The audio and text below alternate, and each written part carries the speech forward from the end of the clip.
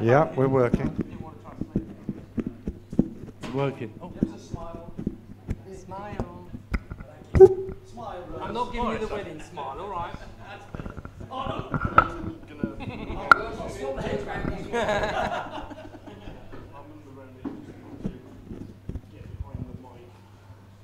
my wedding, the photographer said to me, "Is your happiest day in your life?" I'm smiling on the inside, I just don't know how to make that work. Yeah, well, yeah.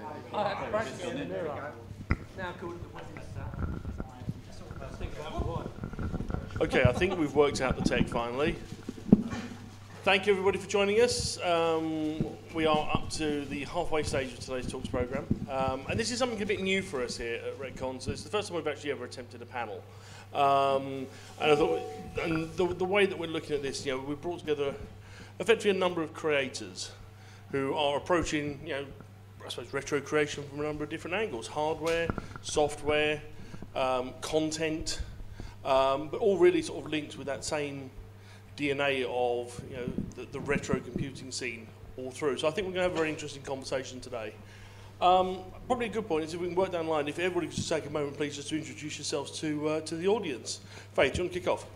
Hello, I'm Faith Johnson. I'm or AKA Retro Faith, if we're talking retro games today. I'm a games journalist working for publications like Retro Gamer. I do work with BBC, and if you've ever read anything like Fusion Retro books and stuff like that, you've probably seen my work all around, and also do lots of online news as well. Hello, I'm Colin Porch. I used to work for Ocean Software way back in the 80s and 90s. My original machines were the Commodore 64, and I graduated gradually to the ST and the Amiga. And I'm currently trying to release a version 2 of Head Over Heels, a very popular game way back in the 80s. I started in 1989, and it was shelved because Ocean decided not to give games for home micros anymore, until I went to an Ocean reunion somewhere in 2013, and my old boss Gary Bracey said, "What happened to it? Big demand for such things." Well, it's finished. It's available downstairs. You can't buy it yet, I'm afraid, but you can play it if you want to. And I've enjoyed every minute of my programming career. Excellent. I'm Stephen Fletcher. I didn't work for Ocean, but instead I worked for lots of different commercial companies, banking, but sort of 35 years in computer programming. But my first computer was the VIC-20. I did make quite a few games for that when I was 14 years old. Ended up going into like commercial programming for the 35 years, and then a few years ago got back into retro and made the Commodore Story documentary. And decided to make a Commodore 64 game, going back deep into the computer, and yeah, we're here today to talk more about everything. I'm Steve Jones. In '87, I had a product for the Amiga. I was a big Amiga fan at the time. Developed a case, Checkmate 1500 case for the Amiga. Had a bit of a spat with Commodore. But carried on until about the end of the 90s. My fun is that thing going past at high speed. I like motorbikes. Then I went away. Tony. I don't know. Does anyone know Tony Ianieri? Yes. Yeah, told me, grow up, Steve. Go and get a job. So I did. And I came back in about 2008. Got interested in AROS, and then recently. David was doing a book and he was going to put my story in it, so I thought, I could use that to market a new product. So I made the new version of the case, which actually shipped before his book. So, so now I'm on to monitors. So, I like playing with hardware. That's brilliant. Thank you, everybody. So look, I'm going to probably field a few questions, and then we'll bring the audience in with a few questions from there as well. So, keen to hear from all of you. Obviously, we all kind of have a shared love, a shared interest in the computer industry of a certain era. But what's interesting is that in most cases, you've kind of come back to it. I suppose really bothers me, what brings you back? What keeps you coming back to the systems of old rather than just, chalking it up to history and moving on? Yeah, go As I said in the recent, I'm just a nerd. And I love computers, but I actually started off with punch cards, and I remember going to my school. We had punch cards, and it used to go off and magically appear with a printout. And we had teletype machines, and the smell. If anyone knows, most people don't understand this, but the smell of a teletype machine just literally takes me back. And I just love computers. Now, everyone knows my real love is Amiga. Always, once I got that, I just fell in love. And so, what else can you do? I mean, modern computers are boring, and there's just so much pleasure you can get. And now, as I said to my wife, because now I'm doing the monitor, I have to. I need to test it on these other computers, and I've got absolute carte blanche to buy any old computer I like, and it's fantastic. So. I just can't keep me away from it. I love them to bits. Yeah, for myself, like I said, I had the VIC-20, and then when I started working commercially, lo and behold, one of the first companies I was took on as a bit of an apprentice. Well, they were using like Z80, and it was all like monitoring systems. But after that, I got took on in a different company, and it was actually Commodore 128 that I got to program in machine code. And this Commodore 128, you could connect it to carpet design machines, so you could design like needle bar shift and pie-light designs with the Commodore 128, and then they were exploring the Amiga, and then at that point I got made redundant. And so what happened after that, I'd already been playing with the Amiga and thought, this is fantastic. So I ended up working, doing a bit of electronics, and I managed to do this deal with this electronics company that I would solder these dongles in return for getting an Amiga, because at that moment in time I was starting a new family and I couldn't warrant going out and buying an Amiga. Long story short, we then used that Amiga to create a camera monitoring system that would connect to video cameras, and it'd do all sorts of exciting things that people do now. And I remember going to security shows. We got invested a little bit of money, but the actual demonstration system was on the Amiga. And we had to go to these shows, and everybody thought the Amiga was a games machine, you see. So when we went there, we had the pedestal, and we put the Amiga underneath the pedestal so nobody could see it. And all you could see is a mouse and a monitor. And we'd show that people would walk into a scene, or somebody would leave a bag in the corner of the room, and it would put a box around it and say, oh, I've detected a bag. And we called that bomb detection. But then when we went commercial, we needed to change over, and that's when the love affair of the PC started. No, it didn't. That's when we were forced to go to the PC, and we had to program on the DX66 overclock machine. And I've got to tell you right now, that machine did the job, but it didn't do the job as good as the Amiga did, but it had to be done to get the product out the door. And that's where I went into the winter, should I say, of retro, where I was on PC, and it's only really in the last decade that came back. So that's my story. But it's good to be back. I don't use retro computers every day, but that's why I decided then to make the retro game, Cosmic Force, programmed on the Commodore 64. And so, yeah, the passion came back on that front.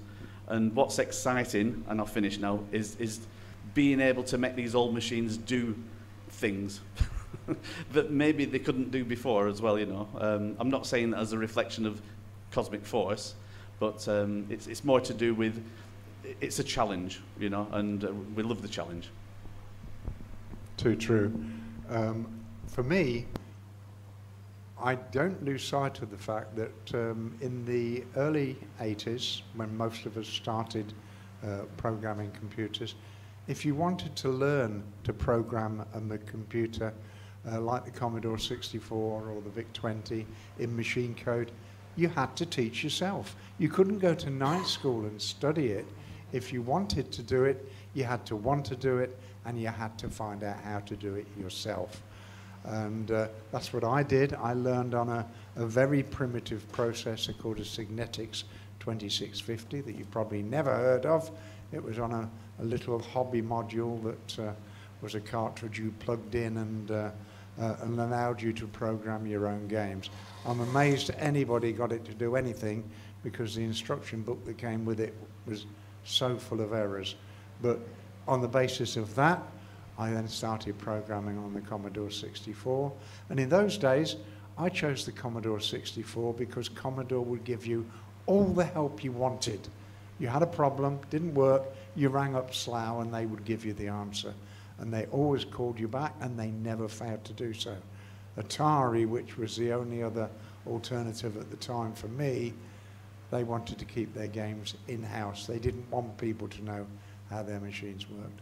So I started off on the Commodore 64, and I was lucky. Based on what I did with that to start with, I got a job with the ill-fated Imagine. When they went bust, I went to Software Projects, and when I parted ways with them, I went to Ocean. But I never lost the love of learning to master the machines, just like Steve. And when I'd finished Head Over Heels on the 64, out of a pure interest of myself, I taught myself to program the 68,000 processor on the Atari ST. Taught myself, went to Ocean and said, look, I've done this, it's got no sound, but if you want it, you know, and they paid me handsomely for it.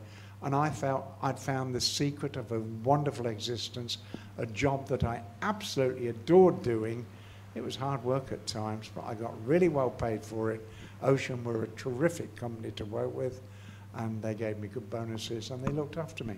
And best part of my life while I was programming.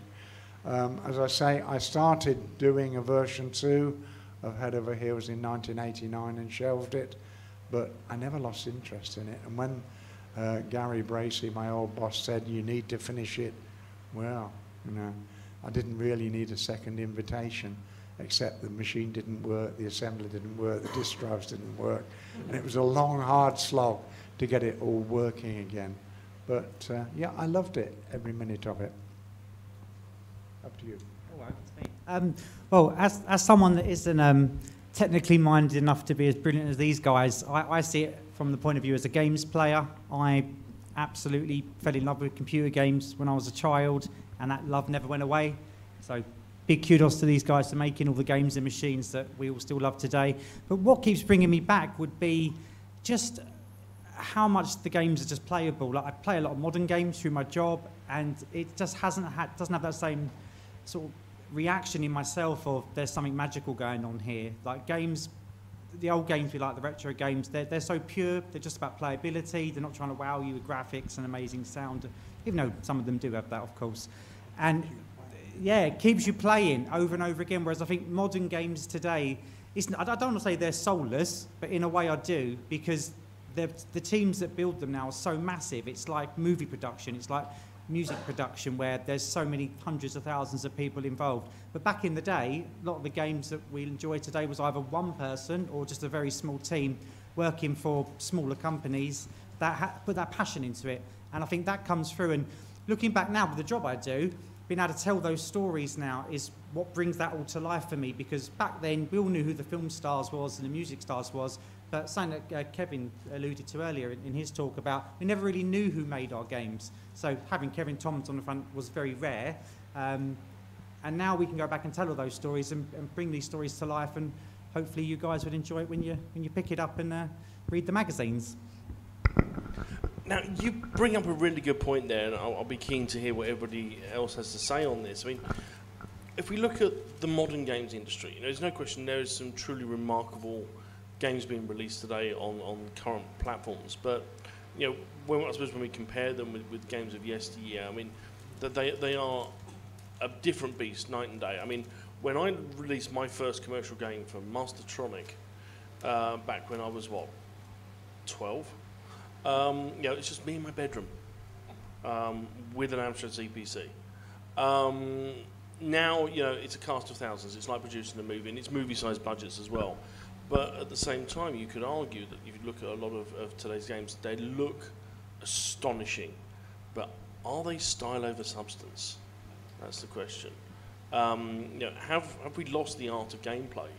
Is that really one of the things maybe that brings people back to the retro games? Because you can still play our games. They might not look like the real world, like some things do today, but they have a level of playability that's been lost in the quest for visual realism. Well, I mean, you made a very, very valid point. When I joined Imagine in the early 1980s, I was addicted, and there's no better word for it, to two games. One was Load Runner by Broderbund, which I'm sure you've come across, and they did a championship version as well. And the other one was Boulder Dash, which I never managed to finish, but I loved both of them. But when I went to Imagine, nobody had heard of either of these, somewhat to my amazement, and yet they both became cult things within a week or so. And, you know, you'd meet somebody in the morning, you know, Eugene Evans, you know, how do you get past level 27? You know, oh, it's easy, you know. And, but the same sort of playability doesn't seem to be around in the games of today, not for me anyway. They were games that you had to think about. I'm no good at fast reflexes. I programmed Operation Wolf for Ocean, and we had an Operation Wolf arcade machine in the office. And what would happen, I'd say to our gopher, you know, can you get me up to level 4, please? Because I couldn't do it, you know, just to know what was going on. But the tricks we used to pull, I was telling my friend John here on the way here this morning, I got so much correspondence over Operation Wolf. How many of you have used a Commodore 64? Lots of you, okay. You know that the Commodore 64 has a scrolling capability. You also know that that scrolling capability uses the whole screen. And yet for Operation Wolf to be successful, you had to scroll 2/3 of the screen and leave the other third stationary. Well, that's what we managed to do. And I got so many letters and correspondence, telephone calls. How have you managed to interrupt the Commodore scrolling? Well, the answer, of course, was I didn't. But I told everybody that asked me how I did it. I told them how. Can I just ask, are you saying you used magic? Magic was the word, right. Yeah. That was the word, Just checking, Steve. just checking. But, you know, I told people how I did it, and Gary Bracey gave me a right telling off. I nearly used a rude word there, sorry. You know, you can't go divulging things like that. They can work it out for themselves, Gary. Why not? You know, let's share the stuff. If we can do it, so can somebody else. When Whizball came on and they got these sprites at the top of the screen that nobody had done before, they didn't keep it a secret. They told you how to do it, you know. But that sort of magic has gone. They've got so much memory nowadays and so fast processors and so many people working on them at once. The reason that Imagine went into trouble is that they adopted the philosophy, if one person can do the same in 6 months, then 6 people can do the same game in 1 month. And of course, it just didn't work. But No, that definitely doesn't work. That's what caused their downfall. But I've loved every minute of working in that field. Yeah, I'm totally calling on this one. I think it's not so much that the games are stopping playability to create better graphics and things. I think what's happened is the people playing the games has changed so dramatically, whereas very sort of generalised. Before, it was a certain type of people in the 80s and 90s playing video games, but now everybody plays video games. Like my mum plays video games, my sister-in-law plays video games, my nieces who are 3 and 5 play video games now. And I think what that creates is a different demand, whereas say someone like me, I'm really into like my arcade games, I want a high score, I want the fastest lap, I want all that, and I want to improve myself. But games has changed now to it's entertainment more than sort of testing yourself or just for fun. So and what that creates is then not so much the playability isn't there. It's just that it's very, very different. A lot more simplified controls, or a lot more simplified ideas in terms of the gameplay itself. And also story now is such an important thing. Whereas before, due to memory or lack thereof, you couldn't put in lots of story and dialogue or characterization into games. But these days, with the infinite amounts of memory, you can have it like a movie. And that's, while it keeps our industry very buoyant, it's the biggest, it makes more money than music and films combined these days. It does mean, though, that we then have to wade through lots of games that we might not particularly like to get to the ones we do. I would just, as a counter-argument to that, though, say that was where the rise of indie games, especially now, is really coming to the fore, where they are more simpler games with simpler graphics and simpler mechanics. So I think we can have both in a world. What we don't have, though, is the marketing power that the big companies like EA and Activision and that can throw in our faces. So loads of these games that are very similar to the games that we would play on our Spectrums and Commodores and Mega Drives and things, they are out there for your modern consoles. We just don't get to see them. They're not put in front of our eyes due to the huge marketing and memory budgets of the big studios.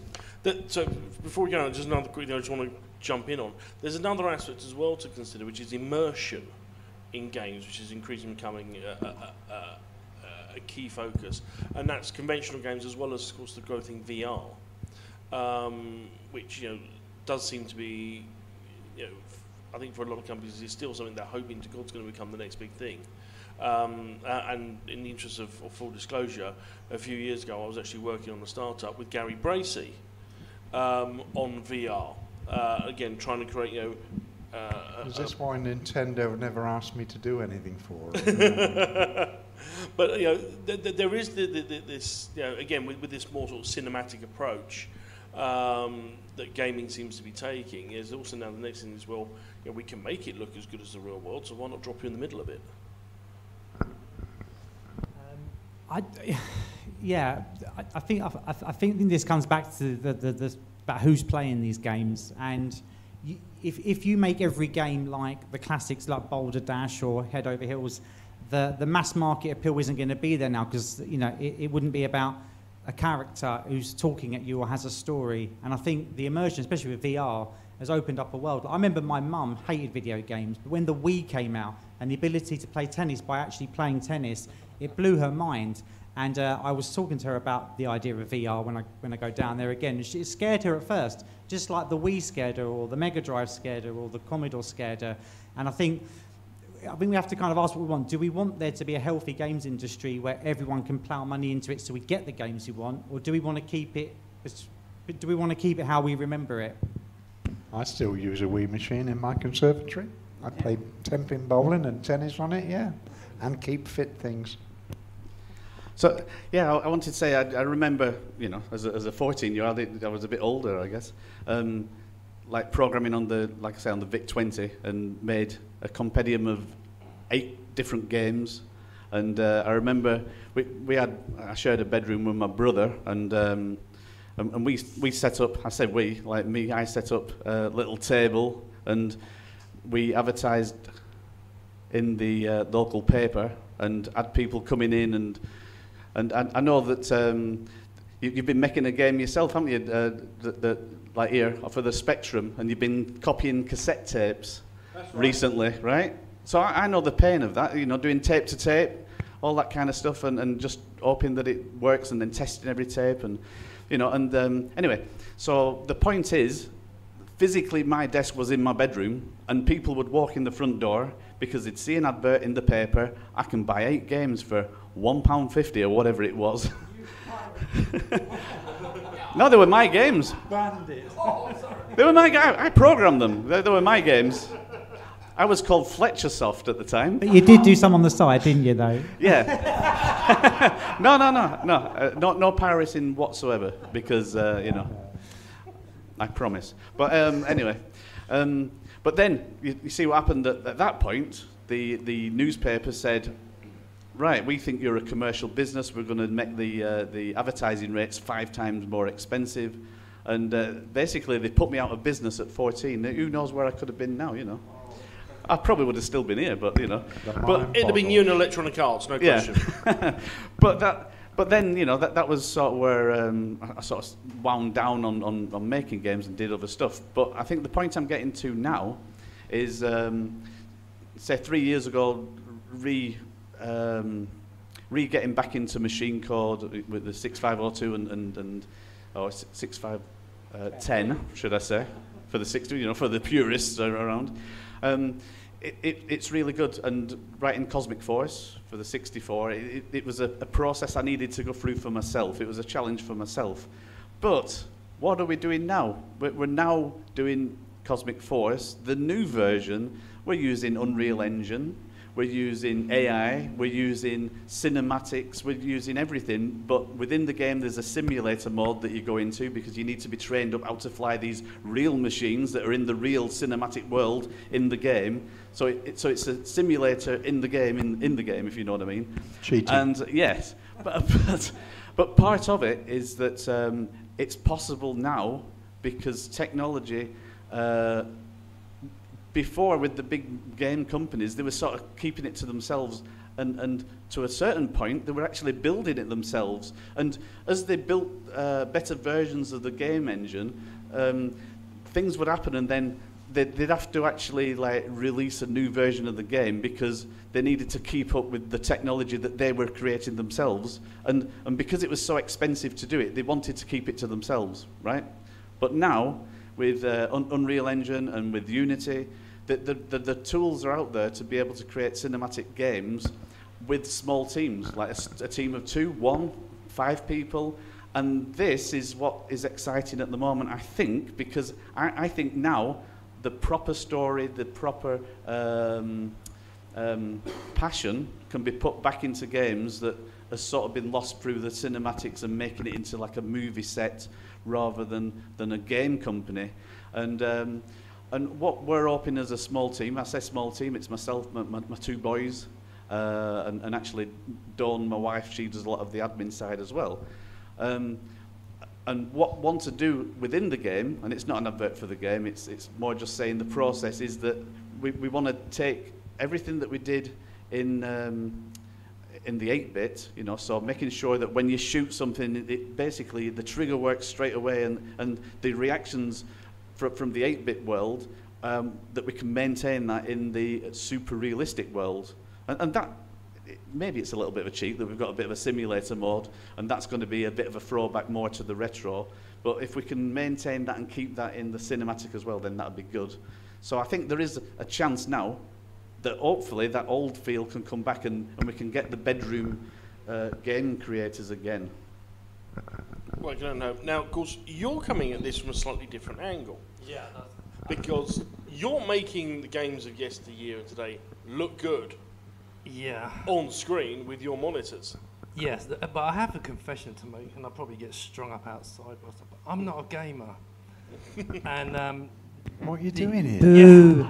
Yeah, the only time I really played games was when my kids. I'd entertain my kids, and I'd play the games for them. They were too scared to play them. So, Dad, can you come and play this game? Yeah, I'll play it. And until they got better than me, which is about 10 minutes.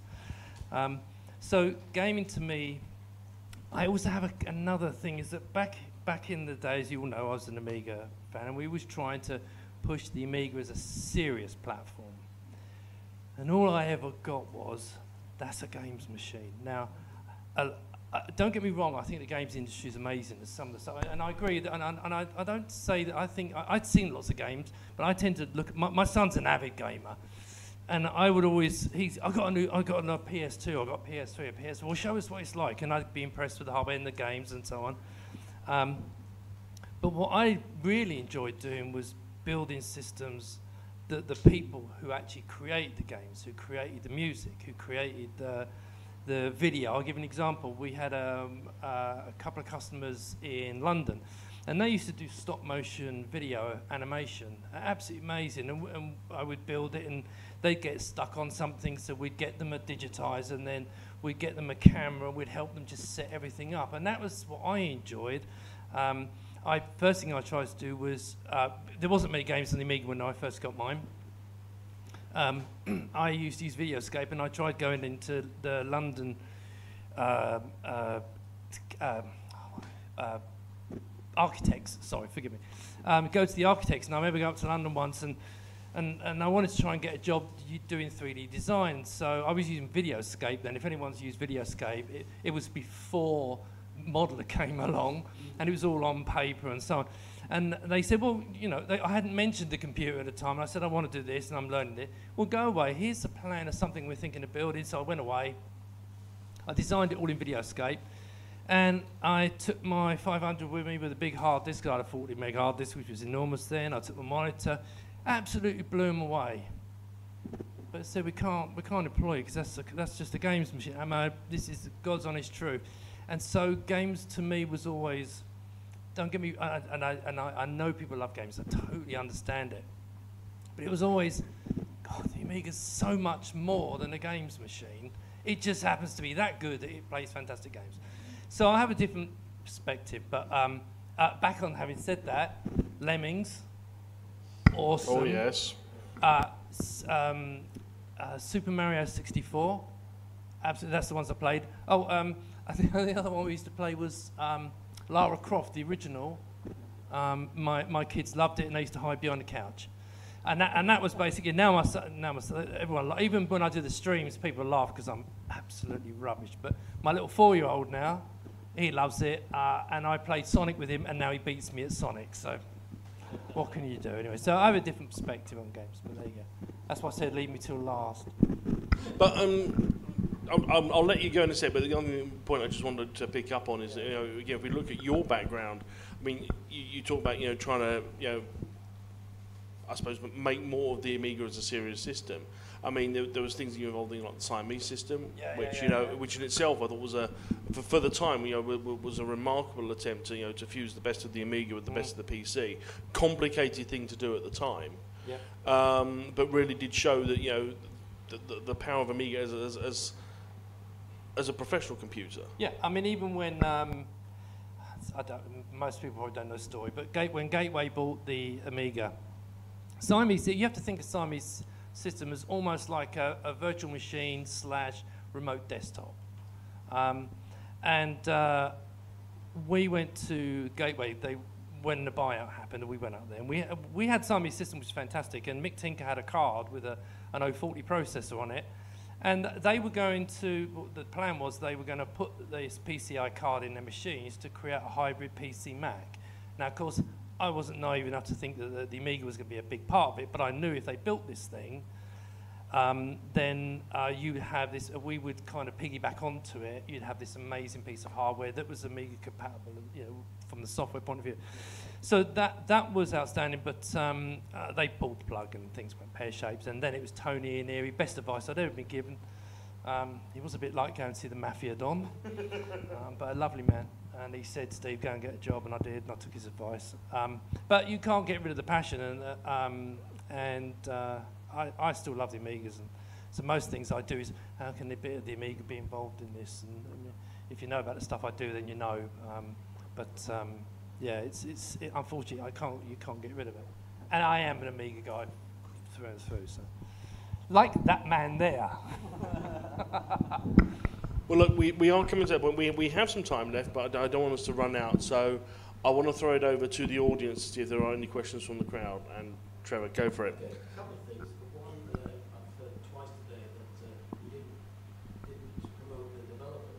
But remember when Trip Hawkins started Electronic Arts, they were the promoters of the Amiga, and they promoted all their developers as rock stars. So they had rock star posters done at the start of the time. LP covers, so they didn't know. Second thing is that it's more about a comment of, I love modern games. I think the graphics are superb. I love the interaction with modern games. I think there's two different things. There's the early games, which I really love and are addictive, and there's the modern games. There's a place for both. But I do remember the first time I saw international soccer playing in a computer store in Aberdeen. I was about 30 at the time, and I saw moving footballers, colour, sound, and the next day I traded in my PEC 432 and bought a Commodore 64 because I was blown away by international soccer on the cartridge. So there you go, games. So there you go. I mean, a great story how, you know, a modern game, well, a modern 8-bit game, you know, defined a path. Any thoughts on that? Sorry, I missed that. What was that? Any thoughts on what Trevor was saying? Oh yeah, no, look, totally with you. Like, there's a place for everything, and I think you can. And even if you are like not at that situation where you can remember all those things, you can still go back now and enjoy them. Like I'm saying about Sonic the Hedgehog, but I was showing my nieces. They're like, "Who's this Sonic the Hedgehog?" And I was showing them. Yeah, and for a whole day they were like, "This is amazing." Then showed them Mario and Super Frog and all sorts of it, and the characters come to life for them, just like the Disney princesses on screen. And it made me realise that actually you can have all this still both. But you know, after 10 minutes they want to go back to Minecraft. But then, you know, you can have it because Sonic's now in Minecraft, and we went and found Sonic in Minecraft, and it brought it all together. So yes, I think there is a place for everything. It's not that we have to think, oh, modern games are doing this and not doing what they used to do. Actually, but you can still have room for everything, 100%. Indie games. I must admit, even though I'm not really up on it, I do see indie games that if you want to get something there later, absolutely amazing. Some of that stuff, like on the tablets and the phones. And again, I watch my wife play them, to be fair. But well, again, I mean, that's a whole platform that's kick-started, you know, a number of new genres, and in many cases, it's reignited that ability for self-publishing that we've not had for a generation. You know, you try to publish for PC or Mac, forget it. You try to publish for a console, definitely forget it. Yeah. But you can publish for a tablet like that. Yeah, I do a lot of work for new games for old consoles. It's a passion of mine. So when people, like the indie developers making like Mega Drive, Dreamcast, NES, Game Boy games, and for the first time now, Nintendo are actually allowing those kind of people to have the hardware to bring these NES and Game Boy and Mega Drive games to their Switch. So a new generation of people can play them, but they just look like the 8-bit and 16-bit games. So, and before, Nintendo would always like lock it down. No, you must be approved. But you must be approved. You release it when we tell you you can release it. We'll tell you how much you can sell it for. We'll tell you what your packaging can look like. You know, and so you produce a game, you want to get it out for Christmas, but Nintendo says no, you can release it in May. Yeah, and all that's stopping now. So the indie game scene, not just Nintendo, but Xbox and all these big companies, they're starting to see the returns. The people don't want to spend £60, £70 on a big game that takes them 50 hours to complete. They want to spend £5 on a game that they can play on a weekend, complete it, and then get another one the next weekend. And and whereas before the indie game scene was more like, oh, it has to be on PC, it has to be, you know, where we've got all the code and everything. It's not like that anymore. And I think it's great, and it goes back to the we can have everything argument. Yeah, I think a lot of the big companies, that they still have a bit of a closed shop when it comes to the new consoles that come out. You know, so like the latest Xbox and PlayStation 5, it still is a limited list of companies they'll work with, studios. So, you know, I hope that these companies learn and they actually open the doors to the indies to let them in the door as well, to see what creativity can be done. And let's not forget, right now, the Oliver twins, they're busy coding away with the system that they've got for creating games. And by 4 o'clock, they're going to be coming out with a new game. And what I'm saying on that front, that opens the door for anybody in here to get hold of the Oliver twins tools. I said that wrong, but but basically the tools that they've got for creating games, and any of us could create the games. Why not? No, that's a very good point. Actually, has anybody checked on the Oliver twins? Are they still alive down there? Any more questions? Just chap in the front.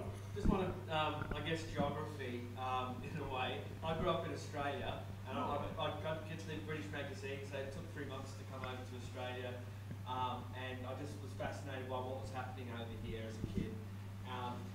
Did you realise you were living through it, the microcomputing revolution, the bedroom programmers and so on, the unique thing that was happening in the UK, or did you just sort of assume that everyone in the world was part of this? Just to repeat the question for our people watching downstairs. So, yeah, did you realise the revolution that you were living through at the time? Did you realise the gravitas that it would actually have, particularly in the UK? I think some of us were in awe of what was happening in the United States, because they were ahead of us in many different ways. But it was very obvious very quickly that this was a huge potential. There were so many magazines turning up, Zap and Crash and you name it. There was a magazine that was covering the computer that you want, Dragon, the BBC, and they were. It was obvious that it was getting bigger and bigger and bigger, and you produced a good game, and it had world potential. I don't know what was happening in Australia at the time. Yeah, not a lot, I guess. We were importing stuff. Why was that, do you think? Interestingly, size, distance. Yeah, we were importing. Actually, it was kind of interesting because you had your UK European microcomputing scene, and then there was the American microcomputing scene. In Australia, we kind of had a mix of both. So, you know, it was common to see Apple II computers and Commodore 64s in the same classroom. So we'd have a hybrid, and even some Japanese imported stuff, which was but as a local scene, I really wasn't aware of, I guess there were some local software development companies, but compared to here where, kids were programming in their bedrooms and getting published and, and then Alan Sugars and everyone else building these microcomputers, it seemed to all be happening here in my mind.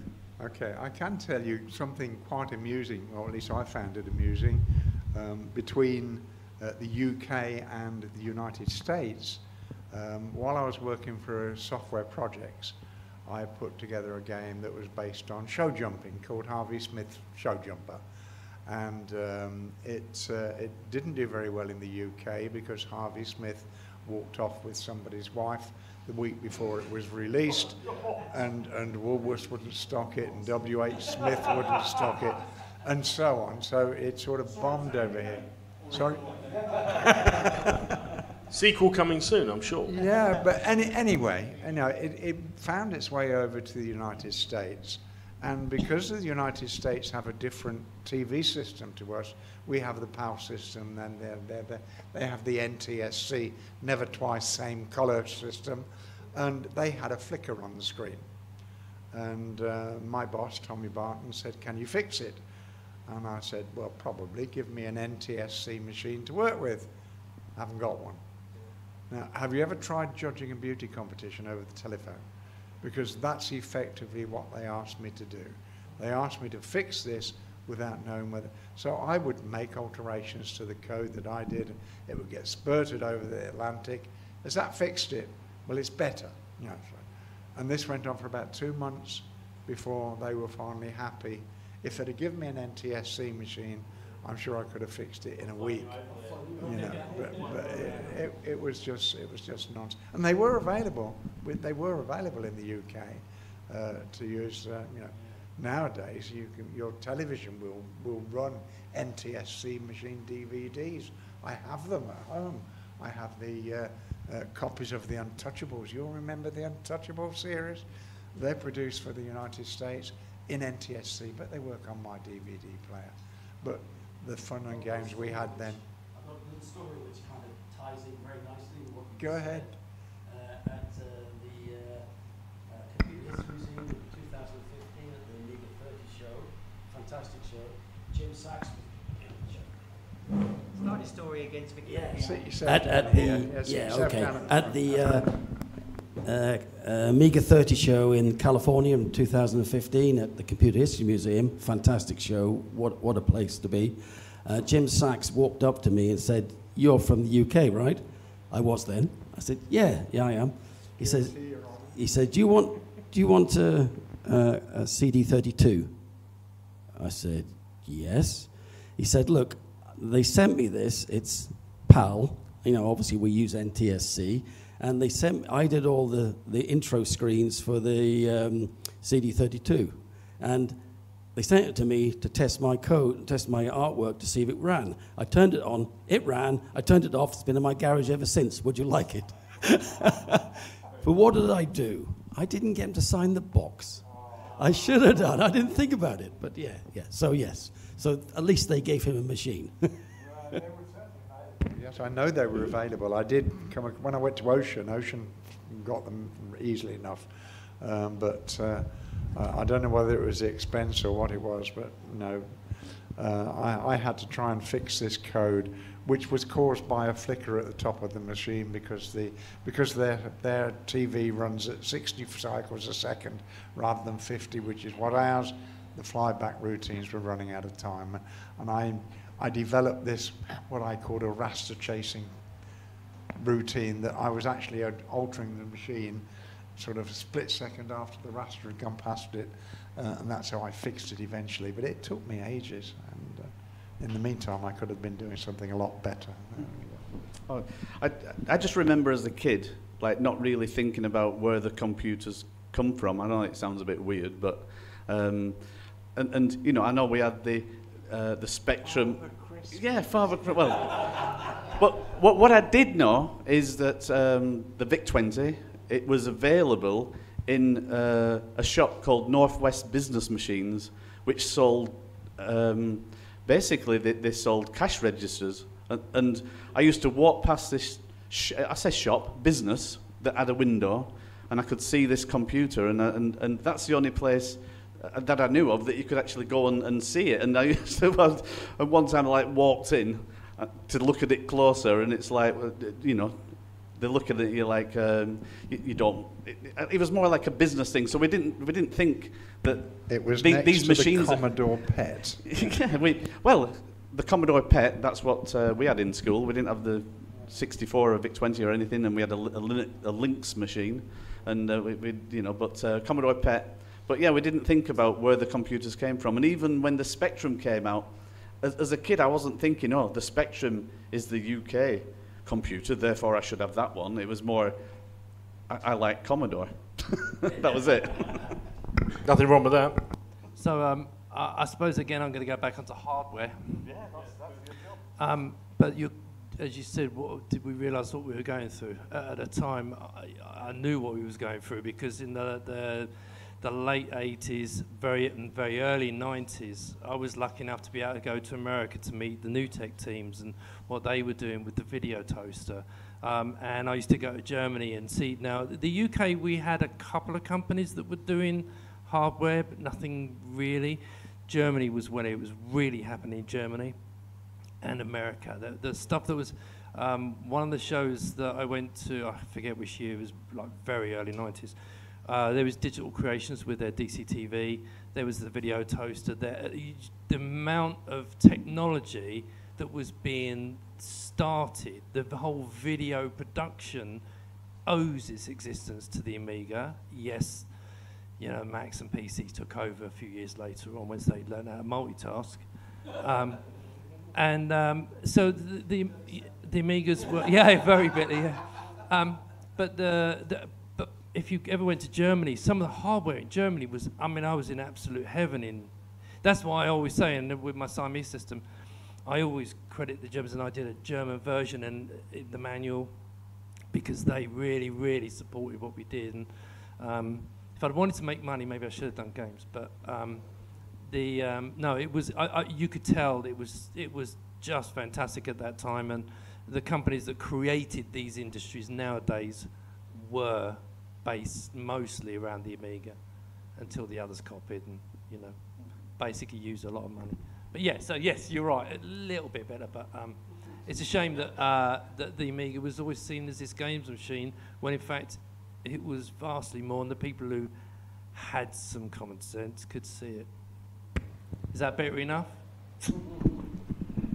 I would make one point about the Amiga and PCs. I'm firmly of the opinion, if the PC industry had used the same processor that the Amiga uses, the 68000, I think the world would have been a much better place as far as computers are concerned. I think the 68000 is a wonderful chip. No, okay, no. I mean, look, I agree with what you're saying, but there's one interesting point here.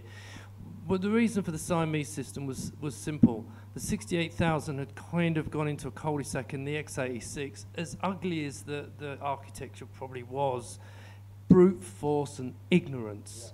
Yeah. And as soon as Windows launched 95, game over. Yeah. It was game over. But it would have been better if But the Mac caught Windows up had been eventually. produced on the 68. Yeah, I mean that would have been fantastic, but we could, you know, but that's, you know. I think it's a bit like Betamax versus VHS, because Betamax. Oh boy, here we go. Oh no, sorry. Anyway, I'm going to shut up. Excuse me, Steve. What's a VHS? It's the I don't know. I forgot. We are getting tight on time, so I've got, if there is one, I've got time for one more quick question from the crowd. Otherwise, I'm going to finish up with one question for the audience. Gentleman at the back. Each of our panel recognised their accomplishments in their respective fields. Congratulations, thanks to you all. If you have an opportunity to try it out with someone else's area, different skill set, different experiences, who would you choose?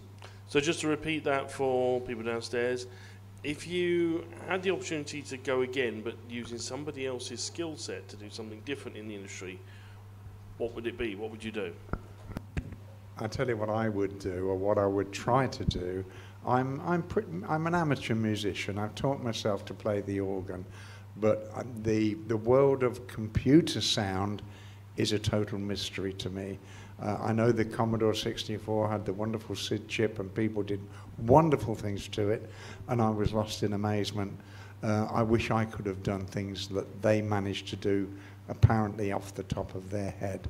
And that's what I would like to have got into, the world of MIDI and sound and voice recognition and all the rest of it. I think I missed out on that.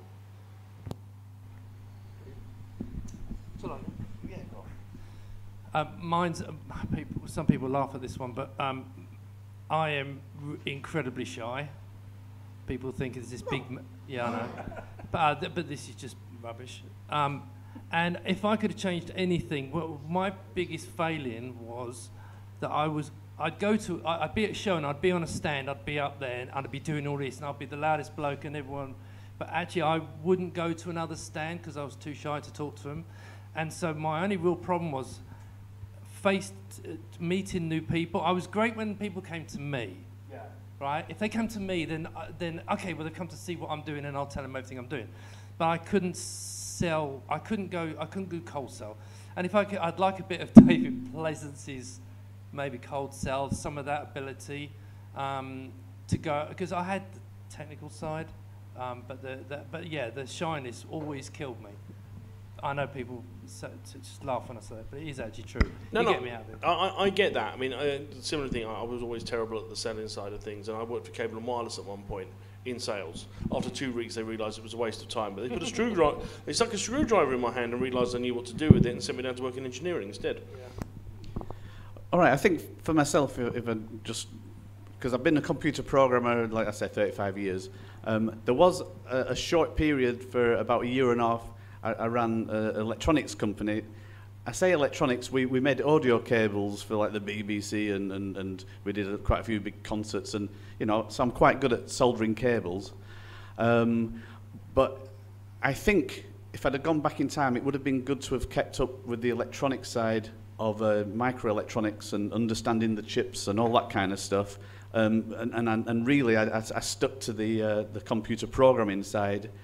And I think if you've got a deeper understanding on what a chip is made for, especially when it came down to the SID chip and a lot of the retro machines, it's only now that I'm actually learning and grasping some of the chip technology that's in there, which makes me understand as a programmer how you're able to make the computers do what you make them do. So I think if I'd have gone back in time and been able to know more, it might have made me even better programmer. Heaven forbid. I think for me, my dream when I was growing up was I used to draw lots of Sonic the Hedgehog levels and Mario levels and things like that. If I'd had the technical mind of these guys, I think I would have loved to have been a 2D platform level designer, artist. Brilliant. Well, look, we are running out of time, sadly. So I just want to finish up with one last thing. It's a question and a little bit of an open mic moment for all of you. My final question is, what is the upcoming development in the industry, you know, whether it's retro or not retro, that's most interesting to you this year? and please feel free to wrap up with plugging whatever it is you're working on at the moment. Stephen, do you want to go first? Plug, I make monitors. Now let's get on to the interesting stuff. Right, VR, I mean, I really quite like VR, and I've had all the Oculus sets from the very beginning. I've written some demos in it, and I did a 360. I made, if you've seen the 360 balls, I used to sell the holders for your cameras, put 8 cameras in it, that kind of thing.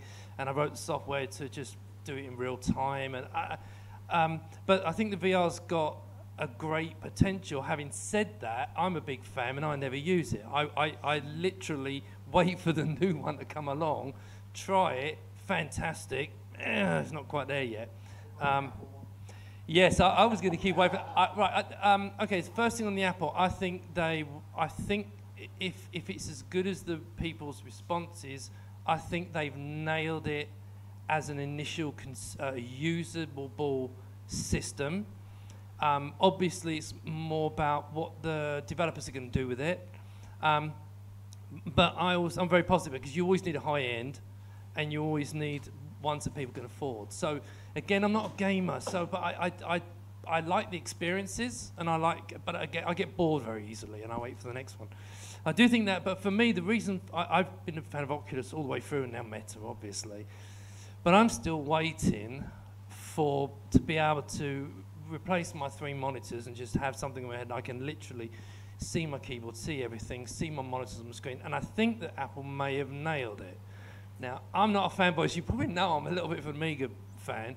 However, I do use Macs, but I use Windows. I've got Android phones, so I've used across the board. But I think VR's got potential. On the subject of game, my only fear is, I don't know if any of you have seen this video that showed how once we got if that was a VR headset and we were walking around with them, what would the world be like when you got adverts popping up and people? I'm a bit worried about that bit. But as a tool, I think it's going to be absolutely fantastic. And I hope the others catch up very quick. Get that nice display in there. Stephen. All right, well, I'm excited because of new technology and that, even though coming from the retro world, but one thing that I say to anybody is even the phones you have in your pocket, there's probably code in there that existed or was created in the 8-bit time. Okay, it's been ported over and then it's gone for different processors, etc. But within the guts of every electronic sort of computer device, there's remnants of code that was created in the 70s and the 80s and the 90s, and that's for sure on that, 100%. And now we're building on abstract layers. It's all about abstract layers, right? But anyway, I diversify. I'm excited about software being more open source, more accessibility for people to be able to get into things. I would like it if the new generation could still understand and get underneath the surface, and they don't program in blueprints and visuals, even though that's part of what's happening with the Oliver twins. It's a good technology and a good way of doing things. That there needs to be the understanding underneath. We've got this new thing going on at the moment about AI.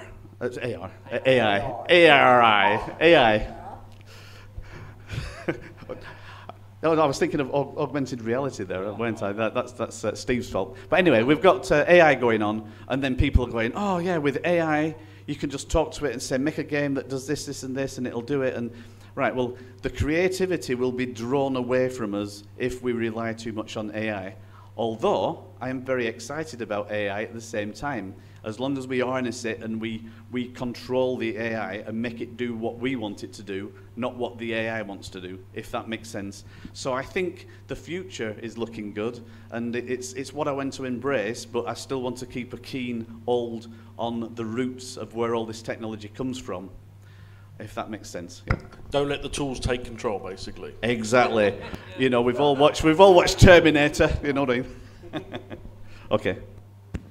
Well, I'm getting to the opinion. I'm getting old. I'm approaching 80, and I can't play these modern games.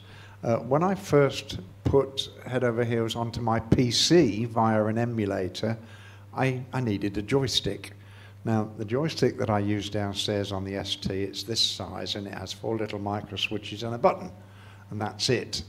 And I bought what I thought was a fairly routine joystick to plug into my PC to play this emulator. It's got buttons all over it. I don't know. I had to program them out. I can't use this, I can't use that. And I think we're reaching the point where people of my generation are just going to find it too difficult to play some of the games that are very, very popular, I know. I have a grandson who plays these games, and so does his father. And what happens? His father says, I can't get past this level, will you do it for me, please? You know, and that's going to get more and more prevalent, I think. As people get older, their youngsters will be playing these games. They will find them too much. That's what I think. I may be wrong. Maybe I'm just not the sort of person that they appeal to. Yeah, I think I'm going to echo pretty much everything that these three guys have said. I'm looking forward to a world where everyone can enjoy video games like the Star Trek style holo suites or holodecks, where anyone can just walk in and doesn't matter their ability or their age or their experience of games, they can just get involved. And it would also encompass in our entertainment, as you know, for TV and games and everything all in one. I'm also looking forward, or should I say, with a little bit of a worry as well about AI, about where it's going. Obviously, as a journalist, I'm very interested in how it's going to affect jobs and the way we make games and the way they're presented to us with the AI, for good or for bad. And I think that's it. I think the future's bright for video games, and in so many different ways, from the old stuff that we still work on now to the new stuff going forward. Yeah, just enjoy them. And I think that's a great sentiment to end the session on. Thank you very much to our panel. Let's give it up for them. Thank you.